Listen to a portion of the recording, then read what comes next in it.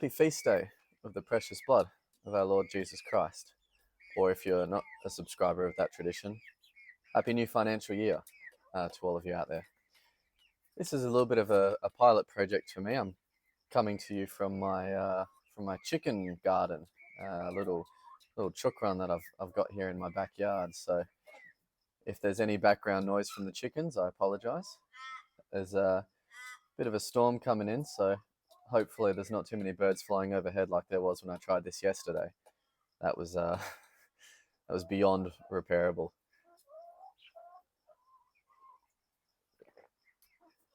Just a quick talk on my thoughts, as irrelevant as they may be, on convenience and sacrifice.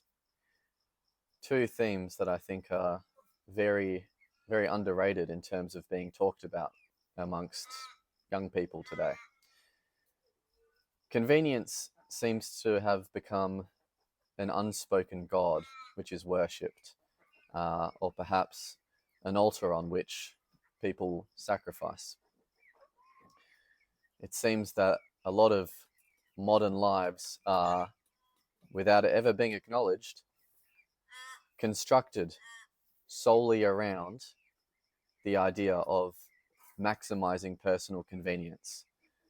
This sort of utilitarian worldview. I don't know if I said that right. Where everything's about maximizing your personal utility and essentially almost a hedonism sort of mindset of just as much pleasure as possible. So maximizing the amount of pleasure you can ever experience over the course of your life. So sometimes you might, avoid going for the extra cookie, giving up the pleasure, but only because you'll live a longer life so you can have more cookies overall. So it's this sort of this false virtue, as it were. And then obviously that leads into every aspect of the culture, really, or lack thereof. Because if everything is about convenience and personal utility, it becomes a very selfish world, doesn't it? And that is reflected in the culture, or noted in its absence. Whereas on the other hand, you have the idea of sacrifice. Sacrifice is, to go without, to forego a convenience. There is no convenient sacrifice, really. And if it is, it's not much of a sacrifice at all, really. It's just a win-win, right? But sacrifice is a very noble thing. And along with many other noble things these days, it's not very well valued. It's not highly prized or sought after. Sacrifice is one of the most meaningful things that man can aspire to. The whole Christian tradition is centered around the sacrifice of Jesus Christ on the cross. So, there's a great deal of meaning there. But even those in the secular crowd look at something such as sacrifice as inherently good, if they were asked, right? Is it good to sacrifice for others, They say yes. Of course, things like charities run on sacrifice. Not only like financially, you have to give to the charity, but also the people who actually keep, the show running, and not for profit, sort of, for instance, is run by all of the volunteers. Now that volunteering is a sacrifice. That's what they're offering, their time, their effort. Great deal of other things as well, depending on the charity. Could be their personal safety. They're going out there and doing, outreach, working with the homeless, helping those who are, suffering from a drug addiction and whatever else.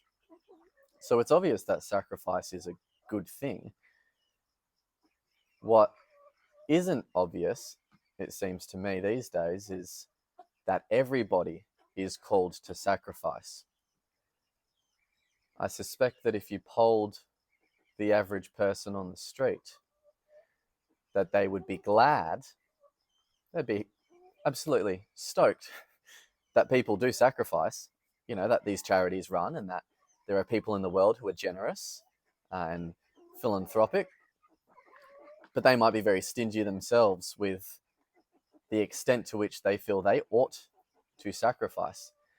And that's not to say that people aren't charitable when it comes to donating to the poor or the needy. Those things are chugging along fine, but money is only one way to give. And people go out there and they volunteer and so on, and so they're giving in that way. But what about sacrifice as an inherent virtue, as a theme for life, as an end rather than a means? Instead of using sacrifice to advance some personal benefit or to gain something out of it, like a happy feeling of, I did the right thing, I'm such a good person. What about just sacrifice for the sake of it being an inherent good, a genuine virtue, something to aspire to? That's what's missing today, I think.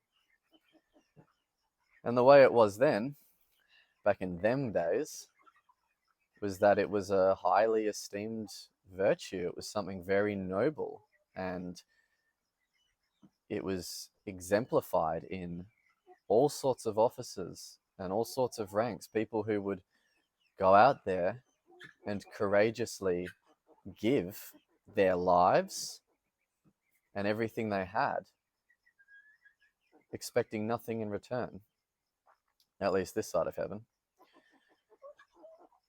And so, what could be done about it? Where to from here, I suppose? I guess the question to reflect on is, what role does maximizing convenience play in my decision making? How often do I willingly expose myself to things that are inconvenient for the sole purpose of doing the inconvenient thing? Not the better thing or the option that will pan out better in the long term, but just exposing yourself to some inconvenience and making your life intentionally harder because it's a meaningful way to live, Nothing that has to be pointless, but giving up a few modern luxuries because they're, at the end of the day, unnecessary and distracting, rather than taking them for granted as a human right, and something that everybody must have access to, this maximally convenient state of being, this sort of meaningless nothing of not encountering any difficulty in life.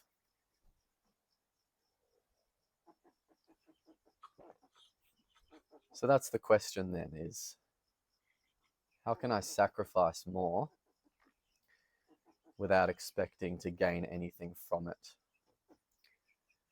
And ironically, you'd be doing yourself a favor too, wouldn't you? Because it's rather humbling. It's a very unselfish thing to do. So no doubt you're making yourself a better person by doing it. So if you really need some motivation, granted it's not immediate, it won't make you money, probably, and it may not give you immediate satisfaction or pleasure, but maybe over the long run, you'll live a better life that is more well-rounded, solely because you've exposed yourself to some hardship, expecting to get nothing out of it, perhaps except some character development.